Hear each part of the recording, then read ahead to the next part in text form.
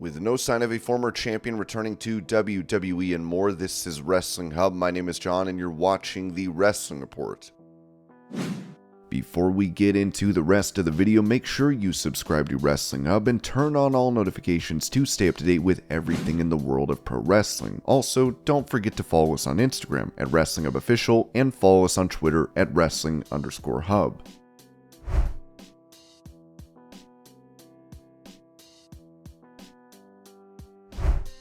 Talking about their previous plans in AEW, Matt Hardy said this about him and Jeff to post-wrestling. I think we were going to do somewhat of a program with the Young Bucks following that match at AEW Double or Nothing 2022. Obviously, we were already advertised for that triple threat ladder match, which was going to be for the titles, which would have seen us most likely crowned as the AEW World Tag Team Champions, and we really wanted to get in the Too Sweet or Delete, like a cinematic match with the Young Bucks. That's something both myself and Jeff and those guys had wanted to do as well, so I don't know. Maybe that's something that can happen down the road or whatever, but it could have happened then, especially because they were very much heels and we were a bunch of baby faces at that time. So I think you would have seen a couple more interactions with the Hardys and the Young Bucks, but I think ultimately it was going to be the Hardys working against some younger teams in the months following that if we would have won the World Tag Team titles. Yeah, we still do want to do a cinematic match with the Young Bucks. We're still fans of it. I think it could go down as one of the greatest cinematic matches ever because I feel like whenever I started talking with Matt and Nick, we start throwing around ideas and everybody's being creative. It's a great process, and I think it would be one of the more entertaining cinematic matches ever had between two very established teams.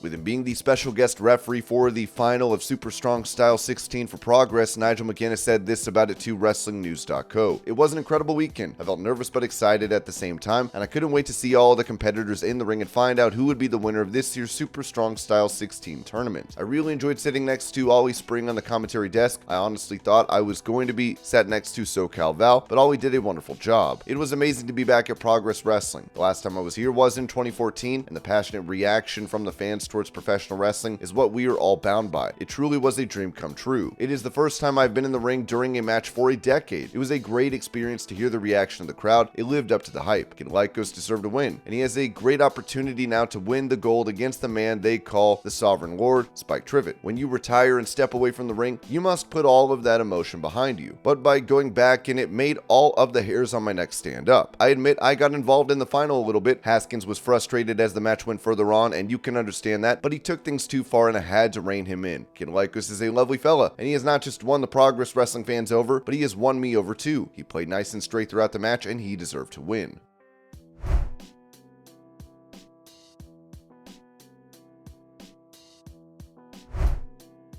Mentioning the possibility of former WWE and longtime MMA and boxing commentator Mauro Ranallo being a part of the broadcast team for AEW Collision, Jim Ross said during a virtual signing for KNS WrestleFest, "He's a friend of mine. No, I don't see him coming to AEW. He has mental health issues. He can help any organization, Mauro. Mauro Ranallo is that good, but he's not a great traveler. And that's not knocking Mauro. It's just he has issues that are more important than who's doing Dynamite next week."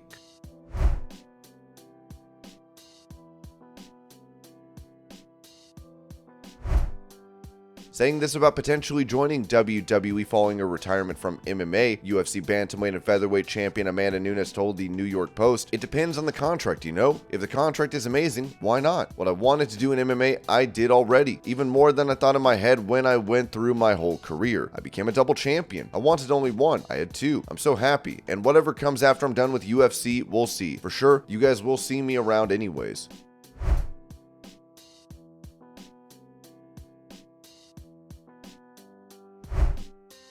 When it comes to Jon Moxley making a future appearance in New Japan Pro Wrestling, the promotion noted on Twitter that Jon Moxley has responded to El Desperado. Mox is coming to Korakuen July 4th and 5th, and he's bringing Homicide with him.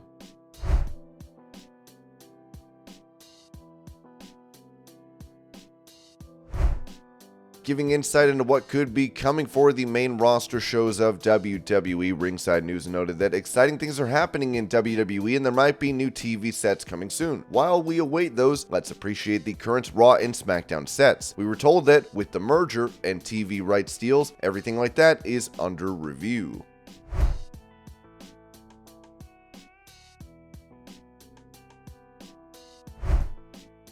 With returns of main roster stars to NXT taking place recently, it was reported that WWE sources that Fightful Select spoke to said there were tentative plans in place quite a while ago for Baron Corbin and Mustafa Ali to both work NXT, one of the reasons that the free agent tag was put on them. That same source said despite a lot of things from the previous regime that made that cynicism around the free agent tags understandable, there was more of a plan for them this time. There were several NXT talent who specifically had requested to work with Mustafa Ali, and word we got was that Ali was more than happy to oblige. The goal for these appearances is to add interest in NXT, help refresh Ali and Corbin, assess the talent they'll be working with, and get experience for NXT talent with people who have worked main roster TV and style for quite a while. We've been told that Ali and Corbin will continue working NXT, but that it isn't a completely permanent move, and can still appear on Raw and SmackDown when needed.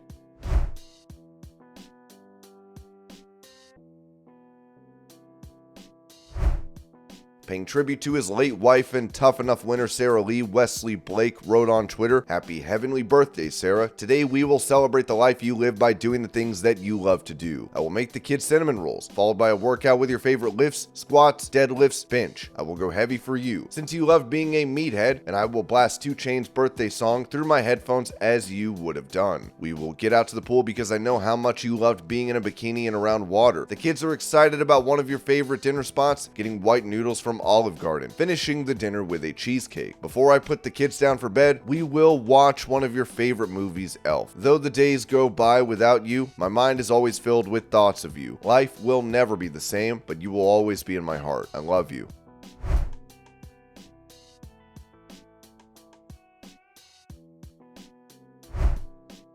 With him set to be a part of the new Collision show for AEW, No DQ had noted that Andrade reportedly rejected an idea to make his AEW return during an episode of Dynamite. Andrade responded writing, "Oh really? I don't want to imagine what you will say behind my back. I love Twitter."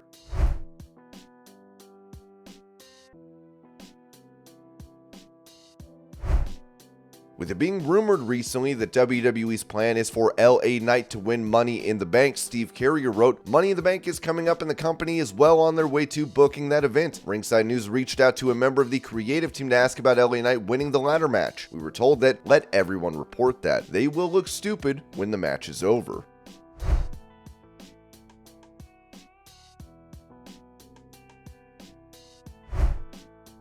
When asked if Grayson Waller is injured due to his absence from the ring, despite a recent main roster call-up, WWE insider BWE replied, "He's good. It's a matter of slowly introducing him."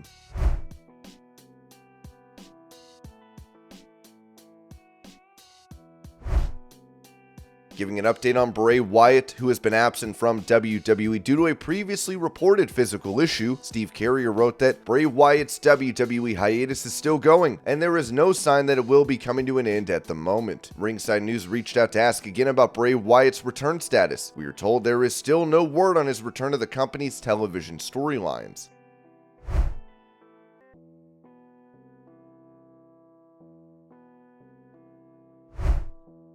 In some unfortunate news, WWE Hall of Famer the Iron Shiek has passed away at the age of 81, with it said on his Twitter account, "Today we gather with heavy hearts to bid farewell to a true legend, a force of nature, and an iconic figure who left an incredible mark on the world of professional wrestling. It is with great sadness that we share the news of the passing of the Iron Sheik, but we also take solace in knowing that he departed this world peacefully, leaving behind a legacy that will endure for generations to come. Beyond the wrestling persona that the world knew so well, the Iron Sheik was a devoted family man. He cherished the love and support of his wife of 47 years, Carol, who stood by his side through thick and thin, offering unwavering encouragement throughout his life. Their bond was an anchor, providing him with the strength to face the challenges that life presented.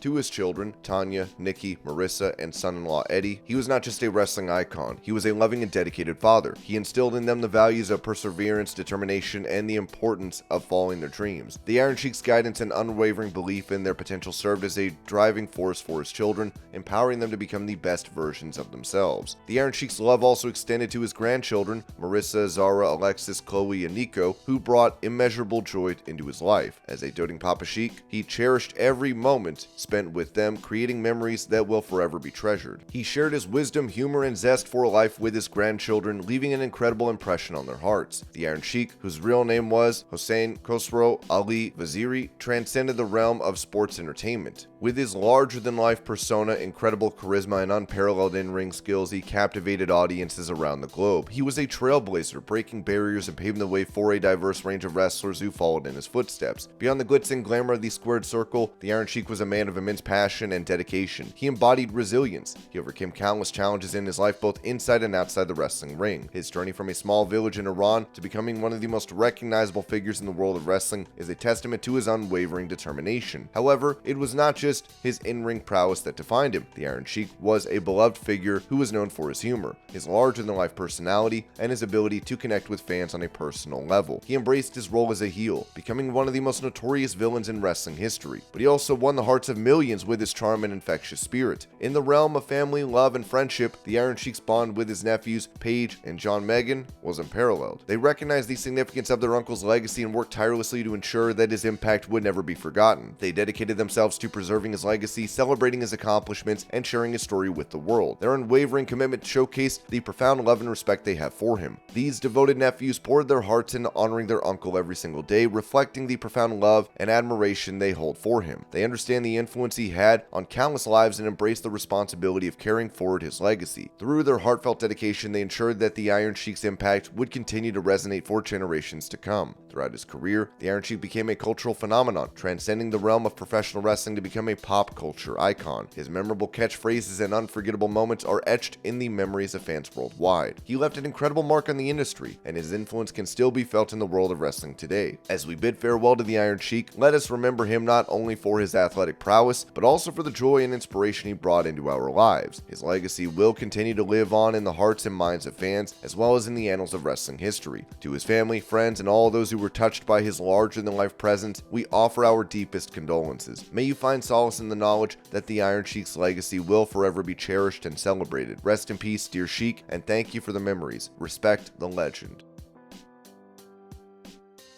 And this was your pro wrestling news update. I hope you're all having a great day. Thank you so much for watching, and I'll see y'all later.